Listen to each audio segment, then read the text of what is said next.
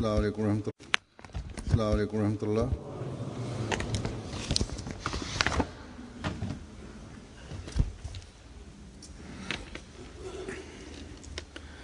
أشهد أن لا إله إلا الله وحده لا شريك له وأشهد أن محمدا عبده ورسوله أما بعد فأعوذ بالله من الشيطان الرجيم بسم الله الرحمن الرحيم الحمد لله رب العالمين الرحمن الرحيم مالك يوم الدين إياك نعبد وإياك نستعين اهدنا الصراط المستقيم صراط الذين أنعمت عليهم غير المغضوب عليهم ولا الضالين.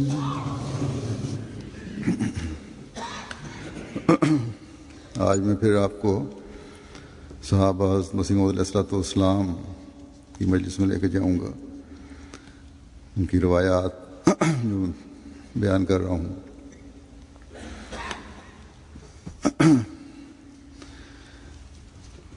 ये रवायात एक अजीब नक्शा खींचती हैं उन लोगों के ईमान का और इसी तरह हज़रत मसीह मौद अलैहिस्सलाम की मजालिस का।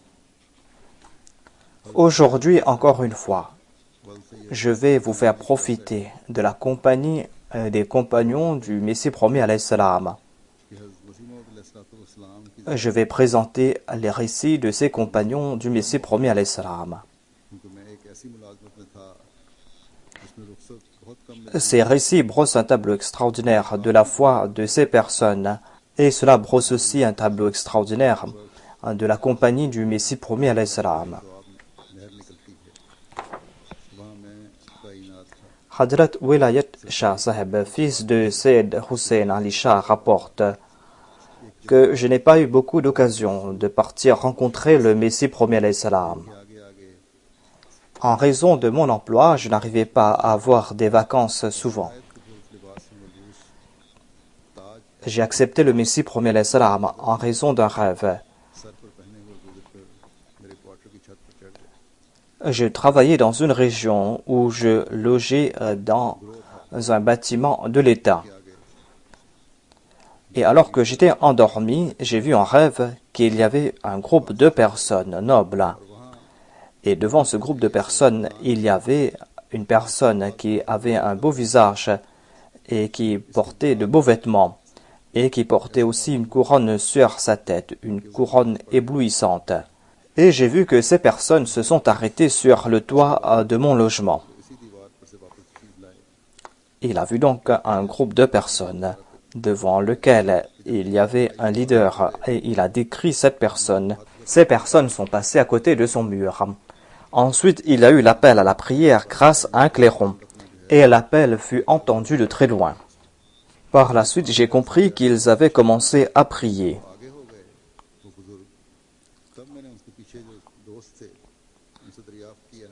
Ensuite, ce groupe de personnes sont passées à côté de ce mur. Il était en train de décrire ce rêve et il déclare que lorsqu'ils sont passés à côté de moi, le leader de ce groupe de personnes s'est adressé à moi et m'a dit « Faites sortir toute impureté que vous avez en vous ». Dans ce rêve, j'ai accepté ce qu'il m'a dit et quand le groupe de personnes est passé à côté de moi, j'ai demandé à ceux qui étaient derrière que « Qui est cette personne? Qui est votre leader ?» L'un d'entre eux a répondu « Est-ce que vous ne savez pas? C'est Hadrat Mirza Sahib. » Et ce même matin, le docteur Mohamed Ismail Khan est venu frapper à ma porte. Lorsque je suis sorti à l'extérieur, il m'a dit « Shah Saheb, vous êtes Ahmadi ». Je lui ai demandé comment cela. Il m'a dit que cette nuit, j'ai vu en rêve que vous étiez venu dans ma consultation. Et je suis parti à l'intérieur, j'ai fait sortir d'une boîte un beau vêtement. Et je vous ai fait porter ce vêtement. Et ce vêtement vous allez à merveille. Par la suite, dans ce rêve, j'ai apporté de très beaux boutons et je les ai placés sur ce vêtement. Ainsi donc, ce n'était pas uniquement le rapporteur qui a vu ce rêve, mais son ami Ahmadi a vu un autre rêve et Dieu l'avait informé à ce sujet que celui-ci sera intéressé par l'Ahmadiyya ou qu'il sera Ahmadi, car il est de bonne nature. En tout cas, le rapporteur déclare que, après quelques jours, je suis parti voir mon beau-père, Sayyid Akbar Shah Saheb. Il y avait un certain Mizarullah Mullah qui est venu me voir. C'était un vendredi. Et je suis parti avec lui à la mosquée Aqsa. Et là-bas, il m'a fait m'asseoir tout près de la chaire. Le Messie premier l'Islam est entré dans la mosquée et il a dit au Messie premier l'Islam que je dois lui prêter allégeance. Le Messie premier l'Islam a pris ma main dans la sienne. Et il y avait d'autres personnes qui ont posé leurs mains sur mon dos pour lui prêter allégeance.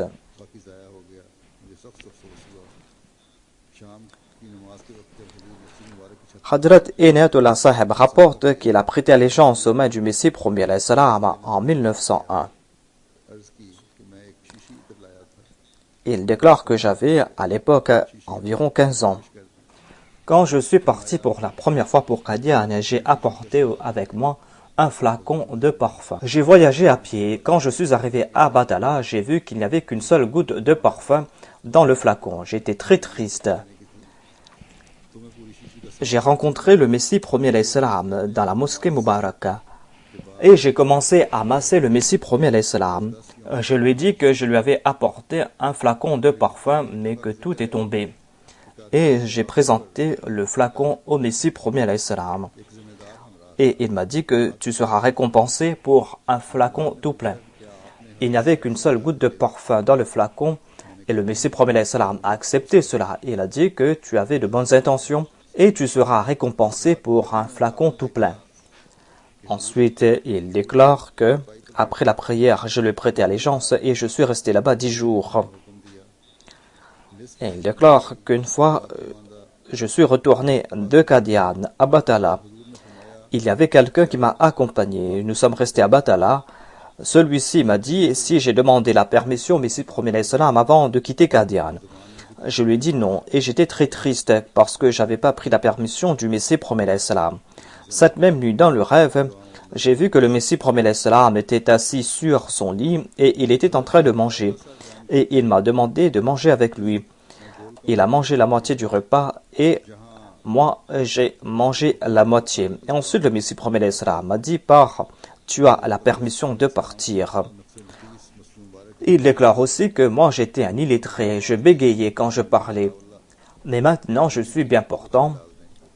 Tout cela grâce aux prières et aux soins du Messie premier l'Islam. Hadrat Sheikh Ataullah Saheb rapporte qu'un jour, j'étais tout près de la chambre ronde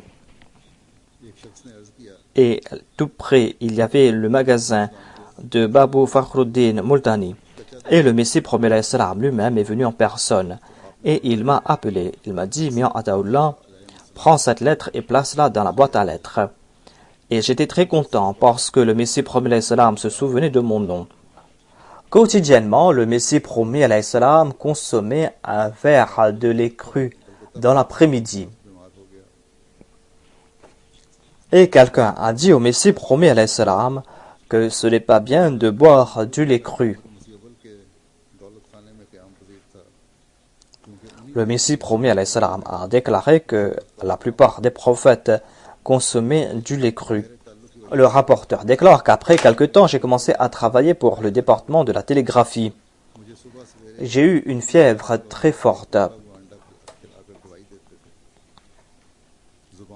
j'ai pris une permission et je suis parti pour Qadian.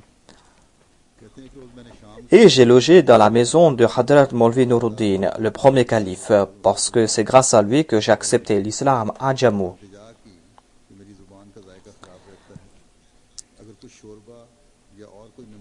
J'avais cette relation spirituelle avec le premier calife et il a commencé à me traiter. Le matin, il me donnait du riz, un œuf bouilli et des médicaments. Mais il n'y avait pas de saveur de ma bouche, parce que je n'avais pas l'habitude de manger cela. Un jour, j'ai dit à l'épouse du premier calife que je veux manger quelque chose qui a du goût. Je lui ai dit que je n'ai pas de saveur dans la bouche. Est-ce que vous pouvez m'offrir un peu de soupe ou quelque chose de salé? La dame m'a répondu que le premier calife sera en colère. Mais elle a préparé un peu de soupe pour moi et me l'a offert.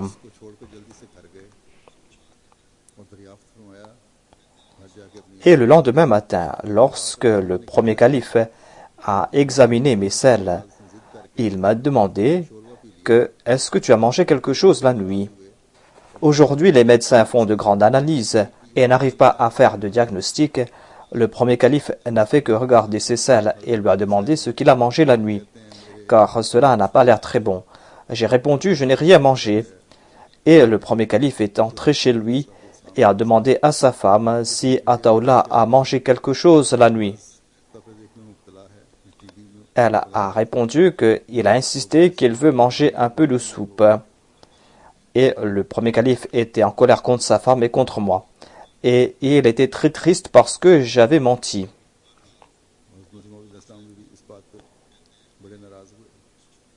Ainsi donc, le premier calife a informé le Messie premier salam à propos de ce mensonge et de cette négligence. Il a dit au Messie premier salam que je suis atteint de la tuberculose, mais que je ne me soucie pas de ma santé. Et moi, j'étais très faible en raison de la maladie. Le Messie premier salam était lui aussi très en colère.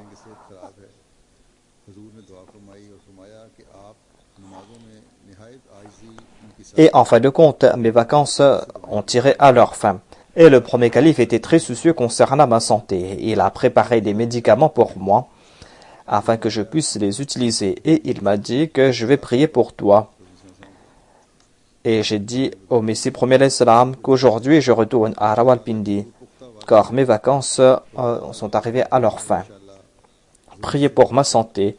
Le Messie premier salam a prié et m'a dit que je dois être très humble dans mes prières et je dois prier avec une grande détresse et je dois lui écrire et je dois retourner à Qadian souvent. Ensuite, il m'a dit que je ne dois plus être négligent. Le Messie premier salam s'est souvenu de ma négligence concernant la nourriture. Elle m'a dit que faites la promesse avec Dieu. Allah est miséricordieux et pardonnant. Certainement, Dieu va vous accorder la santé. Le rapporteur déclare que lorsque je suis retourné à Rawalpindi, la nuit, dans un rêve, j'ai entendu quelque chose que je n'avais pas compris, qui était dans une langue étrangère. Et j'ai supplié Dieu, j'ai demandé à Dieu que toi, tu connais toute langue. Fais-moi comprendre ce rêve. Et Dieu, de par sa miséricorde, à cette même nuit, vers 2 heures du matin, il m'a fait prononcer ces paroles qui étaient « healthy, healthy, healthy ». Et cette phrase m'a réveillé. Cela voulait dire que je serais en bonne santé. Et au cours de ces 20 dernières années, je ne suis jamais tombé malade. Oh, je n'ai pas eu même un mal de tête. Et Dieu m'a accordé son soutien. Au contraire, Dieu lui-même a subvenu à mes besoins. J'ai eu des enfants. Alors que je n'avais pas d'enfants auparavant, j'ai eu 3 fils et 4 filles par la grâce de Dieu. Ensuite, il y a Hadrat Malik Barakatullah Sahib, fils de Hadrat Malik Niaz Sahib, qui rapporte que c'est vrai que mon père a embrassé l'Ahmadiyya en 1897 ou 1898. Et dès mon enfance, j'étais Ahmadi. En 1904, alors que j'avais 15 ou 16 ans, j'ai prêté allégeance sur les mains du Messie premier l'Islam. Quand une personne prêtait allégeance sur les mains du Messie premier l'Islam, je faisais de même, afin que je puisse participer dans les prières du Messie premier l'Islam.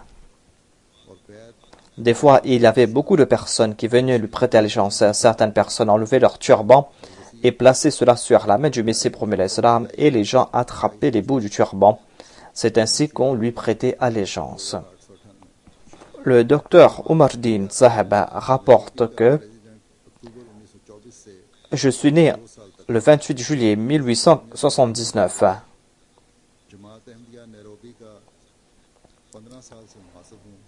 et j'ai prêté allégeance sur les mains du Messie premier l'Islam le 30 juin 1905. Et j'ai fait mon wasiya le 23 juillet 1928. Et j'ai été président de la Jamaat de Nairobi pour 2 ans, depuis octobre 1924. Et j'étais membre du comité central. Pour 15 ans, j'étais le comptable de la Jamaat Ahmadiyya de Nairobi. Et je fus secrétaire Wasaya pour 3 ans. Je suis venu ici en l'an 1900 en compagnie du docteur Rahmat Ali Saheb et en compagnie de Soufi Nabi Bakhsh et de Basharat Ahmad. Et nombre de personnes ont embrassé l'Ahmadiyya grâce à la sympathie du docteur Rahmat Ali Saheb. Et ce fut au cours de cette période que j'ai entendu parler de l'avènement du Messie premier l'Islam. Ainsi, ce fut en raison de la gentillesse de cette personne, de ses bonnes qualités et de sa sympathie à l'égard de l'humanité que nombre de personnes ont embrassé l'Ahmadiyya. En tout cas, le rapporteur déclare que j'ai demandé à Dieu de me guider concernant mon destin. J'ai imploré Dieu en toute humilité et quotidiennement, je faisais la prière Tahajjud et j'implorais Dieu en disant « Ô mon Seigneur, toi qui connais l'invisible, écoute ma supplication et guide-moi. Et guide-moi sur cette voie qui est bonne pour moi, afin que je ne m'écarte pas de la voie de la direction. Car moi, je suis très faible, je suis un pécheur, j'ai pas grande connaissance. » Ainsi donc, mon Seigneur a écouté ma prière et j'ai commencé à voir des rêves vrais. Et j'ai vu 2 rêves qui étaient très clairs. Et par la suite, le 30 juin 1905, alors que j'étais responsable d'un hôpital tout près de la frontière, j'ai écrit une lettre au Messie premier l'Islam pour lui prêter allégeance.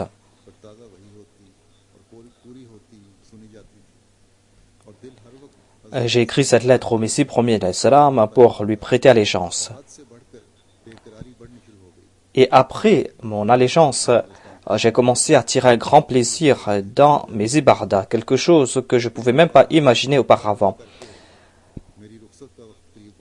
C'était la période de la descente des anges.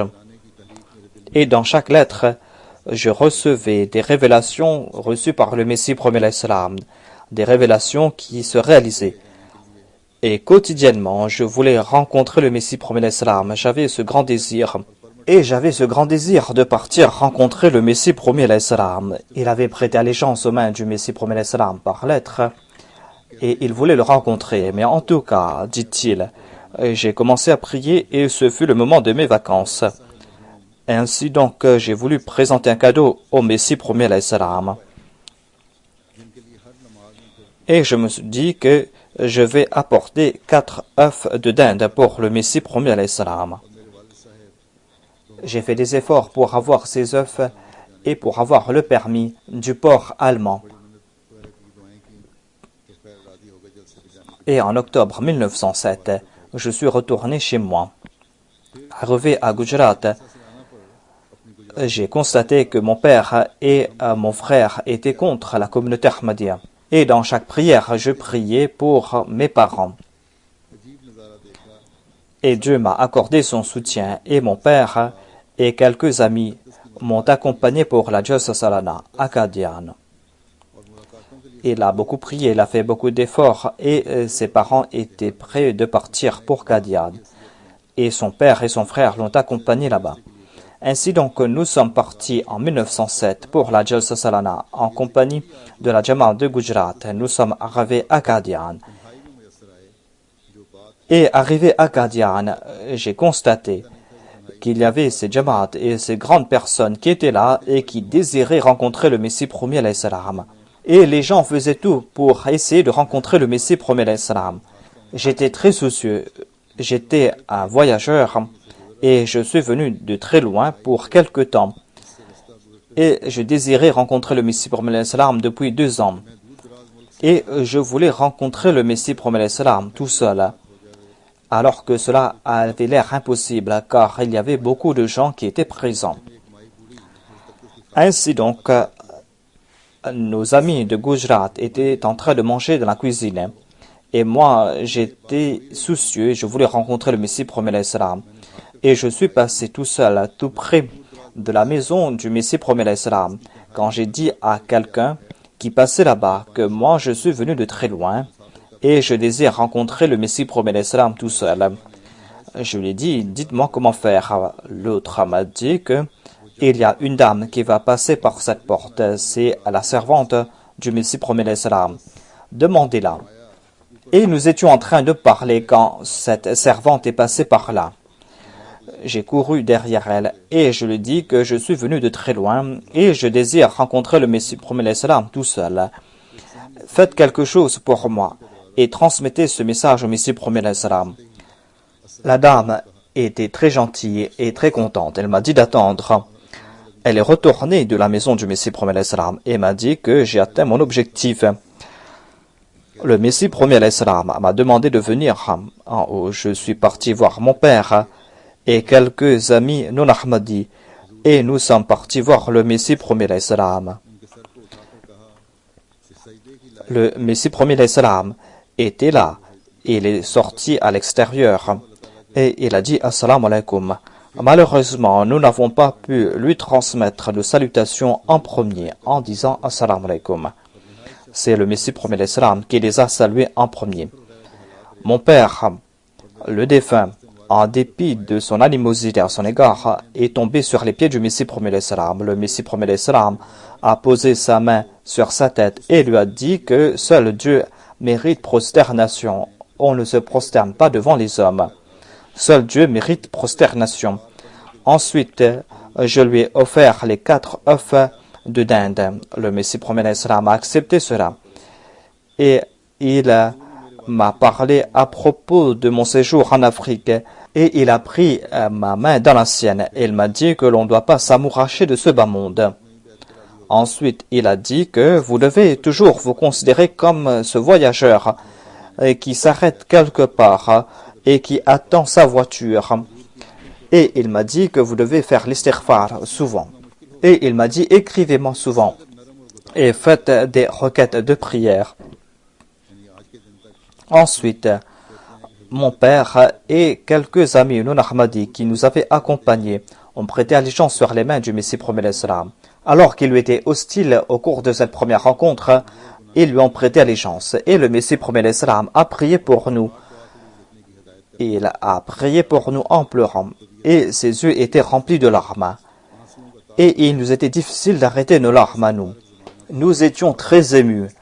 Et jusqu'aujourd'hui, je me souviens de la main bénie du Messie premier alayhi salam. Je me souviens aussi de son visage béni. Je me souviens aussi de son regard modeste et plein de larmes. Et je me souviens aussi de ses directions concernant l'istighfar, le fait qu'il m'avait dit de l'écrire souvent. Lorsque je me souviens de tout cela, je ressens comme de l'électricité dans moi et il y a les larmes qui commencent à couler. C'était des jours bénis. J'ai vu le Messie premier alayhi salam s'envoler face à ces tempêtes d'opposition, face à ces montagnes d'animosité. Face à ces montagnes d'animosité, le Messie premier alayhi salam s'est envolé grâce à ses prières. J'ai vu tout cela. Et j'ai vu ses ennemis les plus acharnés trembler devant lui. Non seulement les ulémas des autres, mais même les ulémas de la communauté étaient silencieux face au Messie premier l'Islam.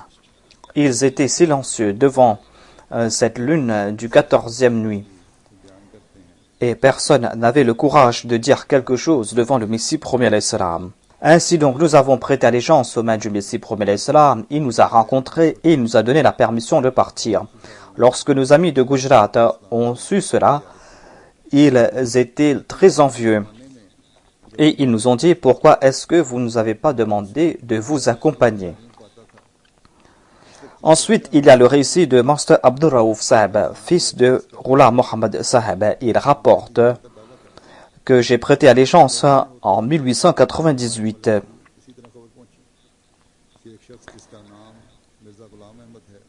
Et il a visité le Messie premier l'Islam au cours de la même année. Et elle déclare que, alors que j'étais tout enfant et que j'étais étudiant à l'école de Behra, on avait entendu parler qu'à Qadian, il y a quelqu'un qui se dit être l'imam al-Mahdi. Il déclare aussi que nous avons entendu parler de cela dans notre quartier. Il est dit qu'il y avait un certain Mirza Ghulam Ahmad qui se dit être l'imam al-Mahdi. Le rapporteur dit que j'étais un enfant, je ne connaissais pas grand-chose, mais mon frère, dont le nom est Ghulam Elahi, a commencé à lire les ouvrages du Messie premier l'Islam et lui a prêté allégeance. Et son nom a été rédigé dans les 313 noms des compagnons du Messie premier l'Islam. Son nom a été mentionné dans la liste évoquée dans le livre Anjami'atam. Et il était au numéro 249. Et son nom était écrit ainsi, Ghulam Elahi de Behra. Mon frère a envoyé les noms de tous les membres de la famille pour la Bayra. Moi aussi, j'ai commencé à lire les ouvrages du Messie premier l'Islam et ses annonces. Et je faisais écouter cela aux autres. Je me souviens des annonces publiées concernant Abdullah Atam. En tout cas, j'avais ce grand désir de partir rencontrer le Messie premier l'Islam. Et après la prière de Maghrib, je m'asseyais sur un pont, un Behra, et j'implorais Dieu. Je disais que si Mirza est véridique, eh bien fasse que je puisse partir à Qadian. S'il est un menteur, eh bien fasse que je reste ici dans mon village, à Behra. Le rapporteur déclare que j'ai fait mes examens à Rawalpindi. Au cours de cette période, il y a eu l'éclipse de la lune et du soleil, en l'an 1311 de l'Hégire. Et en 1898, mes examens étaient terminés. Et je suis parti à Qadian et j'ai accompagné mon frère Ghulam Elahi. Et j'ai prêté allégeance sur les mains du Messie premier l'Islam. La mosquée était toute petite. Je suis resté là-bas et ensuite je suis retourné avec mon frère à Behra. Le Maulvi Nuruddin connaissait mon frère et il a écrit à mon frère et a dit que vous devez envoyer votre frère Abdul Raouf à Qadian. Et par la grâce de Dieu, en 1899, je suis retourné de nouveau à Qadian et j'ai rencontré le Messie premier l'Islam et le Maulvi Nuruddin. Maulvi Nuruddin savait très bien que j'étais pauvre et que j'avais aussi complété mes études. Et il m'a donné un travail dans une école. Et j'ai commencé à travailler en 1899 et j'avais un salaire de 8 roupies. Il n'y avait que 6 ou 7 classes. En fin de compte, j'ai travaillé comme instituteur jusqu'en 1902. Le Maulvi Sherali était le maître d'école. J'enseignais aux enfants et je partais prier en compagnie du Messie premier l'Islam.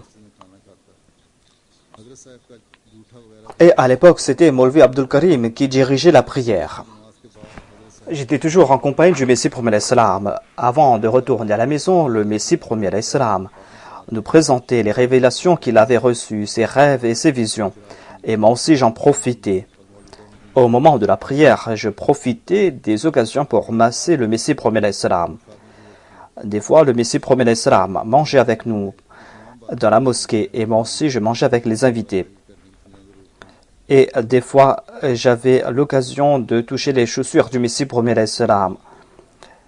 Et après la prière de Maghrib, le Messie premier salam s'asseyait parmi nous. Il nous racontait ses rêves et ses visions. Il a parlé à propos de Mustadawi, de Girardin et de Molvi Karamdin.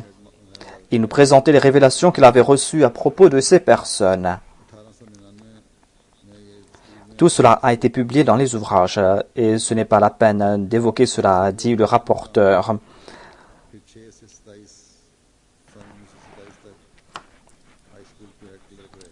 On a donné davantage de détails concernant Master Abdul Raouf, le rapporteur. Dans les notes de bas de page, il est dit qu'il avait travaillé pour la Sandar Anjuman Ahmadiyya et qu'il était aussi le clerc de la Talimul Islam High School. Il a commencé à travailler là-bas en 1899 et il fut instituteur jusqu'en 1902 et il a aussi travaillé dans le bureau Review of Religion. Et jusqu'à 1927, il a travaillé comme le clerc de l'école. Il a dit que j'ai accepté le Messie premier salam lorsqu'il y a eu l'éclipse du soleil et de la lune.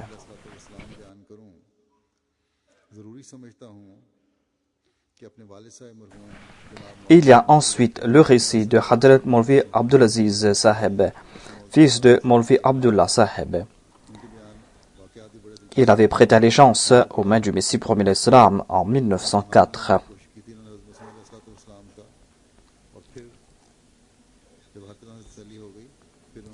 Et il a dit, avant ma bayra et avant de rapporter ce que j'ai vu du Messie premier salam, il est important pour moi de parler à propos de mon père, Molvi Mohammed Abdullah Saheb, compagnon du Messie premier salam.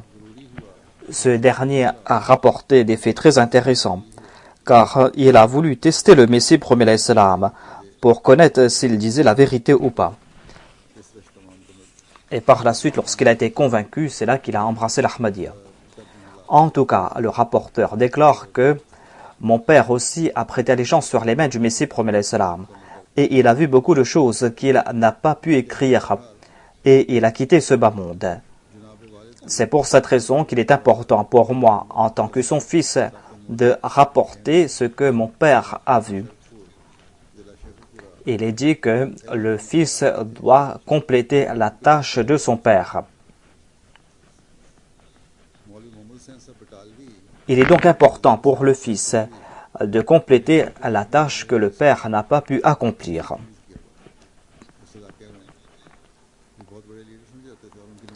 En tout cas, il déclare que mon père était le Molvi Mohammed Abdullah et il habitait dans la région de Sheikhupura.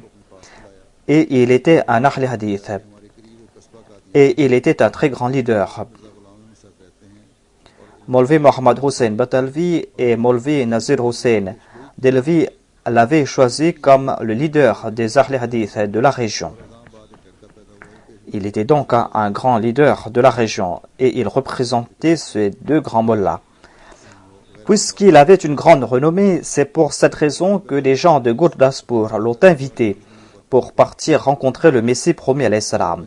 Ces gens l'ont dit qu'il y a à Qadian un certain Mirza Ghulam Ahmad qui dit recevoir des révélations. Et il a fait des prophéties concernant un fils. Une prophétie qui ne s'est pas réalisée. Il a eu tout d'abord une fille et par la suite un fils. C'est la prophétie concernant le Muslim Maoud. Il rapporte donc qu'il a eu une fille tout d'abord et ensuite il a eu un fils. Mais ce fils est décédé après quelques jours.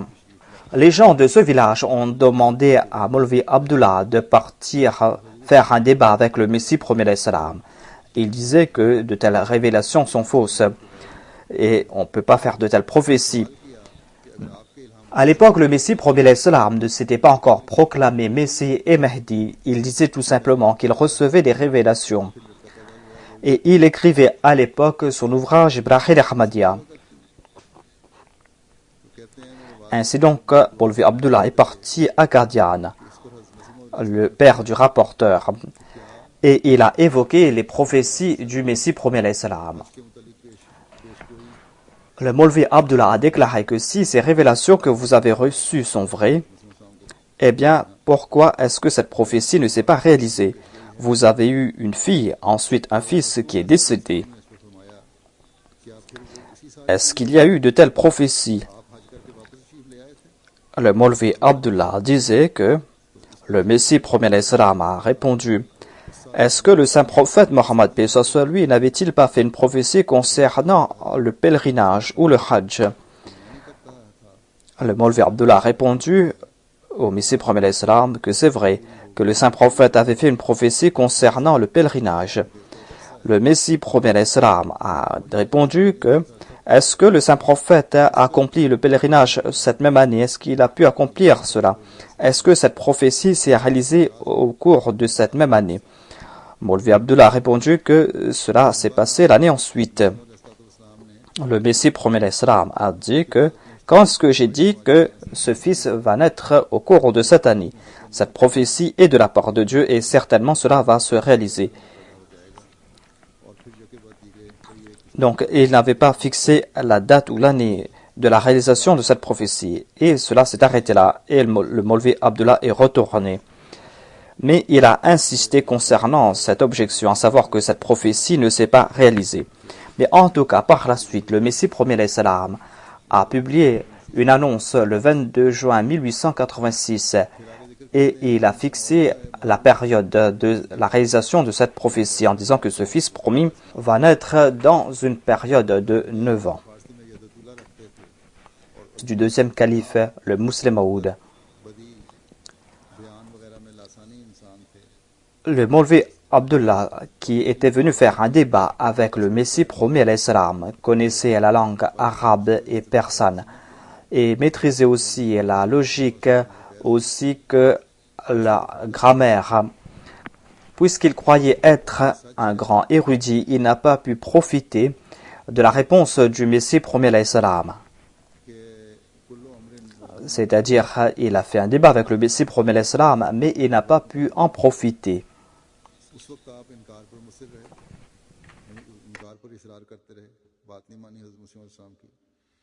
Et comme il est dit, toute chose doit s'accomplir en son temps.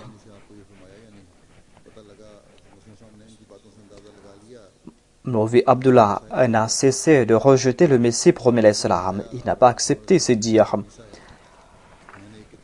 Le Messie premier salam a su que le Maulvi Abdullah était un érudit. Et le Messie premier salam a dit au Maulvi Abdullah que j'ai écrit un ouvrage dont le titre est Brahn Ahmadiyya. J'ai écrit cela pour répondre aux objections des ennemis de l'islam. Et j'ai offert un prix de 10 000 roupies. Et aujourd'hui, ce livre sera publié.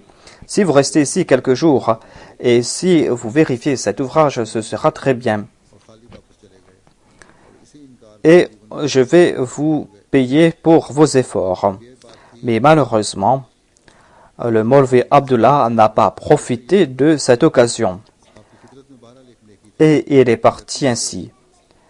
Et il n'a cessé de rejeter le Messie premier salam pendant 15 ans.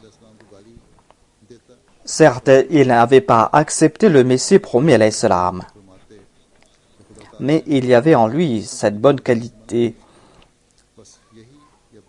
Lorsqu'une personne vilipendait le Messie premier salam ou injuriait le Messie premier salam, eh bien, il a arrêté cette personne en disant qu'Allah nous a interdit d'injurier aussi les idoles.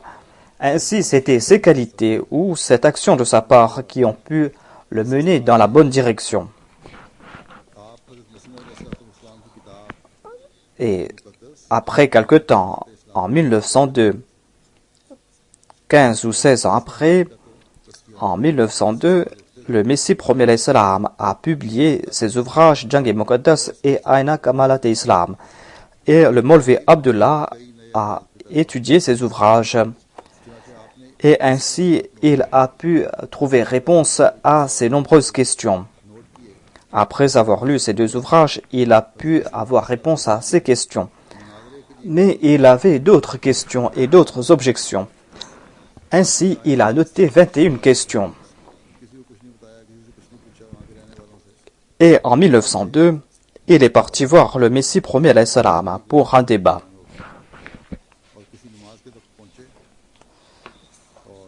Et il est parti directement à la mosquée Mubarak sans rien dire à personne, sans rien demander.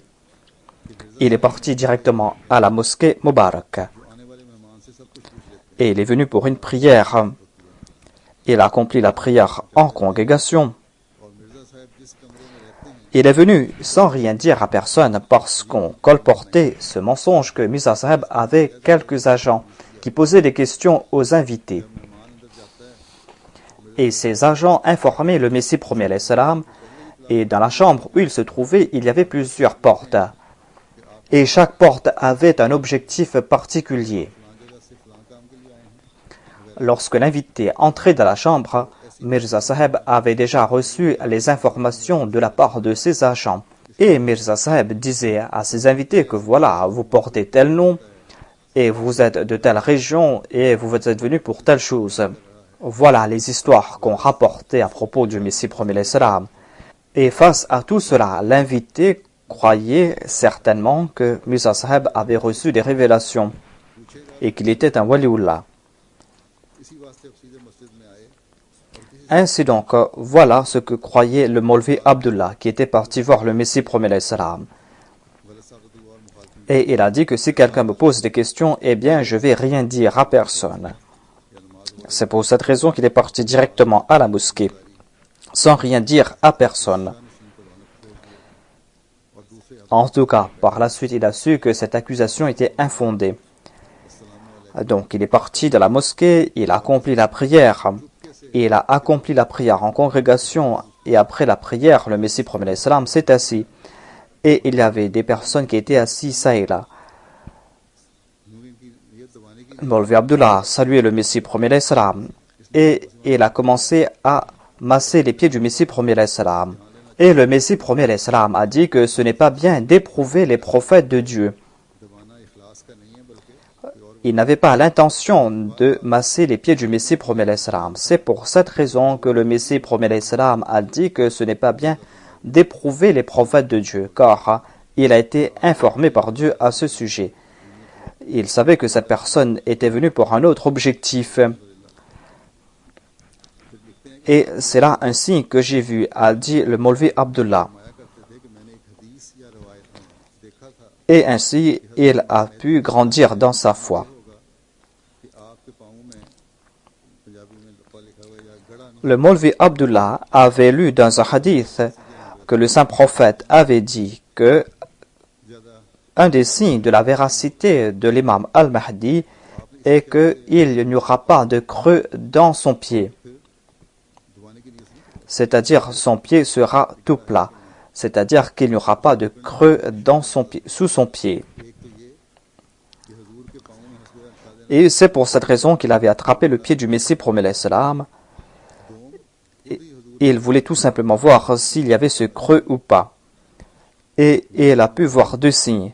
Tout d'abord, que le Messie premier alayhi salam n'avait pas de creux dans son pied, tout comme l'avait dit le saint prophète Mohammed, paix soit lui. Et le Messie premier alayhi salam lui-même lui a dit que ce n'est pas bien d'éprouver les prophètes de Dieu. Et il y avait plusieurs personnes qui venaient masser les pieds du Messie premier alayhi salam, mais jamais le Messie premier alayhi salam n'a prononcé cela pour les autres. Donc, comment le Messie premier alayhi salam aurait pu savoir cela? Et certainement, il était venu éprouver le Messie premier alayhi salam. C'est un signe qu'il a vu de ses yeux. Et c'est ainsi qu'il a pu grandir dans sa foi. Ensuite, il déclare que le Maulvi Abdullah a posé quelques questions au Messie premier alayhi salam. Le Messie premier alayhi salam lui a donné la permission de poser sa première question.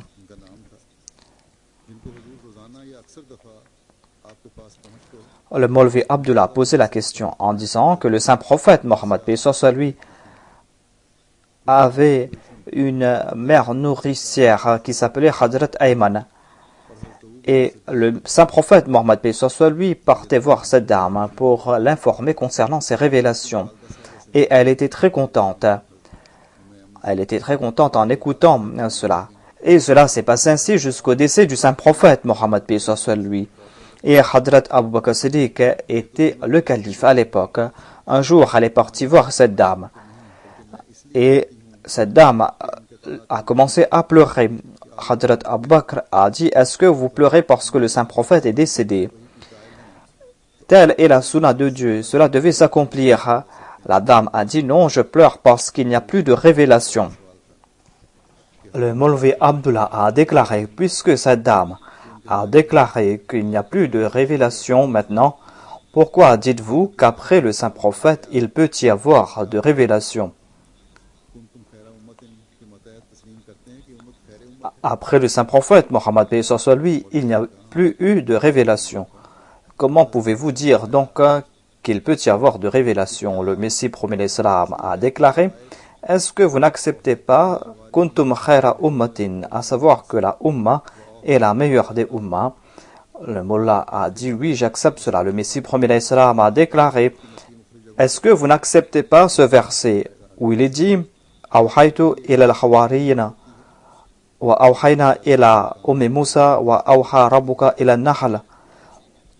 Il est dit que la mère de Moïse, les disciples de Jésus-Christ et les abeilles reçoivent des révélations divines. Le Mullah a déclaré que cela en est ainsi, c'est vrai.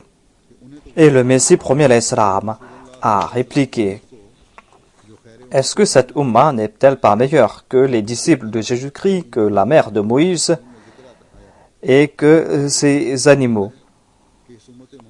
Eux ont reçu des révélations et la Ummah du saint prophète ne reçoit pas de révélations.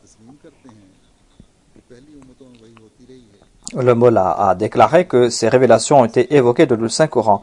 Est-il dit que dans cette Ummah, il y aura des révélations? Le Messie promet l'Islam a déclaré, vous acceptez ce fait que les premiers Ummah ont reçu des révélations. Et Dieu dans la sourate Al-Fatiha nous a enseigné cette prière. Et vous savez très bien qu'il ne peut y avoir de prière sans la sourate Al-Fatiha et qu'on doit réciter la sourate Al-Fatiha. Il est dit, sourate Al-Ladina anamta alayhim. C'est-à-dire, ô notre Seigneur, fasse que nous soyons parmi ceux que tu as accordé des faveurs, et accorde-nous cette foi. Puisque ces personnes ont reçu ces révélations, puisqu'ils ont reçu cette faveur qu'est la révélation, pourquoi est-ce qu'il ne peut y avoir de révélation dans cette Ummah? Ensuite, le Messie promet l'Islam a cité un autre verset, Inna lazina qalu rabbuna Allahu, thumma istaqamu. تتنازل عليهم الملائكة ألا تخافوا ولا تحزنوا وابشروا بالجنة التي كنتم توعدون. C'est-à-dire ceux qui ont déclaré notre Rabb est Allah et qui ont suivi cette voie, les anges vont descendre sur ces personnes et vont dire ne craignez pas et ne soyez point tristes et vous aurez la bonne nouvelle de ce jardin qui vous a été promis. Le Messie premier à l'Islam a déclaré que ce verset nous fait comprendre que des révélations seront envoyées par des anges et ceux qui sont croyants dans cette Ummah vont recevoir cela. Ensuite, le Messie premier à l'Islam a cité un autre verset, Lahumul bushra fil hayati dunya wa fil akhirah. Les croyants vont recevoir de bonnes nouvelles ici-bas et vont recevoir cela dans l'au-delà. Ainsi, si cela n'est pas de la révélation, alors c'est quoi? Et le Messie promet l'Islam a cité d'autres versets concernant la révélation.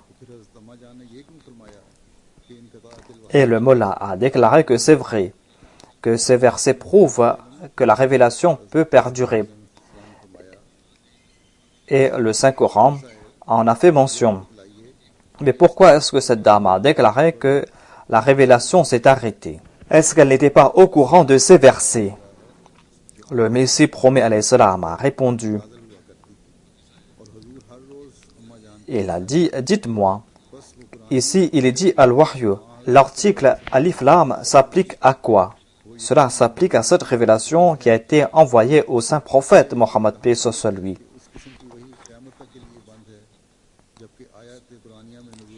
Ainsi, cela concerne le Saint-Coran, la révélation du Saint-Coran et la révélation de la charia. Et cela s'est arrêté avec la mort du saint prophète, paix soit lui. Mais est-ce qu'il est dit que ces révélations se sont arrêtées jusqu'au jour dernier? alors qu'il y a ces nombreux versets concernant la révélation. Et le mullah s'est arrêté là, il s'est tu. Il n'a posé qu'une seule question parmi ces 21 questions. Le Messie premier l'Islam a fait un très long discours par la suite. Il a présenté plusieurs arguments dans ce discours. Et grâce à ce discours, le Messie premier l'Islam a répondu à toutes ces questions que le mullah avait notées. Il n'avait pas posé d'autres questions, mais le Messie premier l'Islam, dans son discours, a répondu à toutes ces questions qu'il avait notées. Et il avait placé cela dans sa poche. Et il n'avait pas fait mention de ces questions à personne d'autre.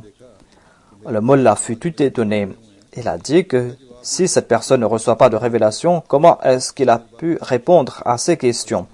Alors que ces questions, je les ai dans ma poche. Quand il a constaté que le Messie premier l'Islam a répondu à toutes ces questions qu'il avait dans sa poche, et que le Messie premier l'Islam a répondu à cela sans qu'il n'en ait fait mention, il a dit au Messie premier l'Islam d'envoyer sa main et il lui a prêté allégeance. Ainsi, il a prêté allégeance aux mains du Messie premier l'Islam et jamais il n'a eu d'objection contre le Messie premier l'Islam. Au contraire, il n'a fait que grandir dans sa foi. Par la suite, il a prêté allégeance aux mains du premier calife sans rien dire. Et il a prêté allégeance aux mains du deuxième calife aussi. Et jamais il n'a été assailli de doute. Alhamdulillah ala dhalik. Par la suite, le mullah Abdullah est retourné chez lui et il pensait que les gens de sa région, parmi lesquels il y avait ses adeptes, il pensait que ces gens allaient accepter avec lui le Messie premier l'Islam.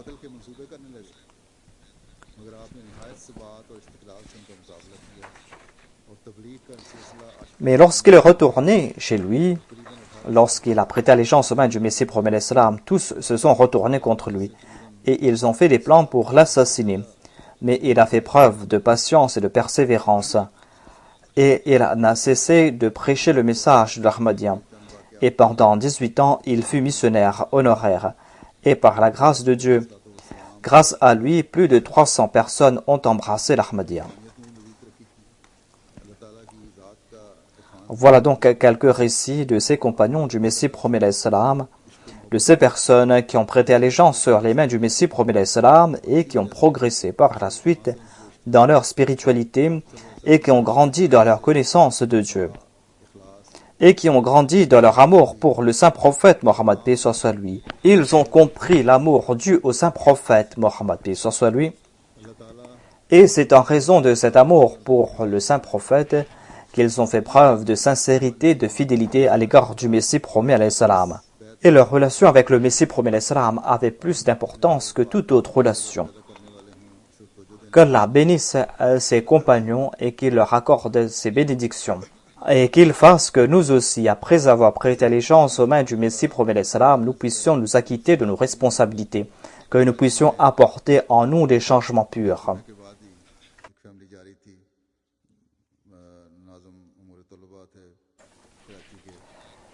Et il y a la nouvelle d'un décès que j'ai reçu avant de venir. Je n'ai pas de détails à ce sujet, mais en tout cas, il est dit qu'à Karachi, après la prière de Juma, il y avait une famille Ahmadi qui voyageait. Il y avait le Nazim Umur Talaba, lui et sa famille. Il était à moto et les autres étaient dans la voiture. Et ils ont été tirés dessus. Le jeune homme est tombé en martyr. Inna lillahi wa inna ilayhi rajiun. Et ses proches qui voyageaient dans la voiture ont été blessés. Qu'Allah exalte le statut du martyr. On va connaître les détails par la suite, mais en tout cas, on a su que les blessés sont hors de danger. Mais priez pour toutes ces personnes, pour qu'Allah les protège de toute complication et qu'il leur accorde la santé. Il y a eu quelqu'un qui est tombé en martyr aussi à Gatialian. Qu'Allah exalte le statut de ces martyrs. La situation au Pakistan est difficile, c'est pour cette raison qu'on doit beaucoup prier pour qu'Allah protège tout Ahmadi de ses méfaits. Ensuite, il y aura la prière funéraire de Mokarama Sayyida Amatul Rahman Sahiba, épouse de Mokaram Sayyid Abdul Ghani Shah Sahib de Rabwa. Elle est décédée le 15 octobre après une longue maladie. Inna lillahi wa inna ilayhi raji'un. Elle était la fille de Qureshi Abdurrahman Sahib, un compagnon du Messie premier à l'Islam.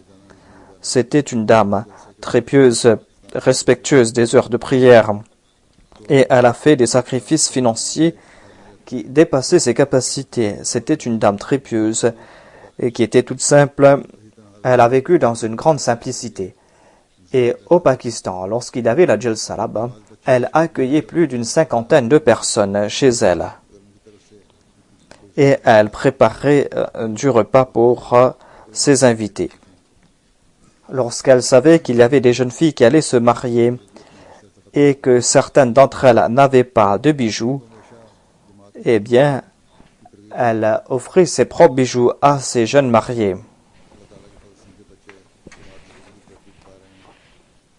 Et petit à petit, elle n'avait plus de bijoux elle-même. Elle a encouragé toujours ses enfants à servir la communauté. Et c'est en raison de cet effort de sa part que ses enfants sont en train de servir la communauté. Elle était moussia et elle avait participé dans le système de l'Wasiya en 1953. Deux de ses fils sont des Waqifis Zindagi. Il y a un Mualim qui est là-bas et il y a Abdullah Nadim Sahib qui était en Espagne et qui est maintenant au Chili et qui n'a pas pu participer dans sa prière funéraire. Qu'Allah leur accorde patience et persévérance et qu'Allah fasse que ses enfants puissent marcher sur sa voie. Un de ses petits-fils est un missionnaire lui aussi et travaille dans la Nazarat-e-Ishat. Son gendre, c'est Munir Javed Sahib, le secrétaire privé du calife. Ainsi, il y a 4 membres de sa famille qui sont des Waqfis Nabi. Qu'Allah accomplisse ses désirs concernant ses enfants et que ses enfants puissent grandir dans leurs bonnes œuvres. Qu'Allah exalte le statut de la défunte et qu'Allah accorde patience et persévérance à ses enfants. Alhamdulillah, nahmaduhu wa nasta'inuhu wa nastaghfiruh wa nu'minu bihi wa natawakkalu alayh wa na'udhu billahi min shururi anfusina wa min sayyiati a'malina. من يهده الله فلا مضل له ومن يضلل فلا هادي له ونشهد أن لا إله إلا الله ونشهد أن محمدا عبده ورسوله عباد الله رحمكم الله إن الله يأمر بالعدل والإحسان وإيتاء ذي القربى وينهى عن الفحشاء والمنكر والبغي يعظكم لعلكم تذكرون اذكروا الله يذكركم